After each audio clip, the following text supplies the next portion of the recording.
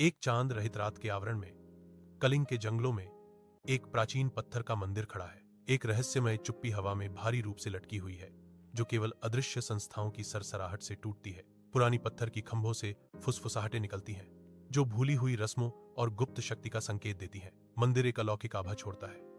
इसके रहस्यों को प्राचीन वन की छायाओं द्वारा संरक्षित किया जाता है। मंदिर की दीवारों पर छायाएं खिंचती और नाचती हैं, जैसे एक राजा धुंधली यादों से झुका हुआ प्राचीन अभयारण्य में प्रवेश करता है। जैसे ही वह वेदी के पास जाता है, उसके कदमों की गूंज शांत कक्ष में गूंजती है, जो उसके खोए हुए अतीत की एक भारी याद दिलाती है। मूर्ति के सामने घुटने टेकते हुए, चिंता से माथे पर बल पड़ते हुए वह प्रार्थना करता है, हे भूली हुई यादों की देवी, मैं आपसे विनती करता हूं। 1. The Whispering Pillars of Kalinga. In an abandoned stone temple deep in the forests of ancient Kalinga, Tra Wheelers spoke of pillars that whispered at night. The temple was dedicated to a forgotten G. स्तंभों से फुसफुसाहटें उठती हैं, अनकहे विचारों और गहरी आशंकाओं को उजागर करती हैं, जैसे देवी प्रतिक्रिया में हलचल करती हैं। मंदिर की सुबह की रोशनी में नहाया हुआ राजा प्रकट होता है। आंसू उसके अनुभवी चेहरे पर रास्ते बनाते हैं। भीड़ में सन्नाटा छा जाता है।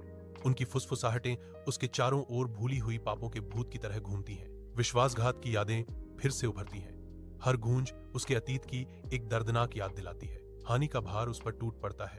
पछतावे की एक लहर उसे निगलने की धमकी देती है। मंदिर की अलौकिक शक्ति उसकी रक्षा को छीन लेती है, उसे उस अंधेरे का सामना करने के लिए मजबूर करती है जिसे उसने दफनाया था।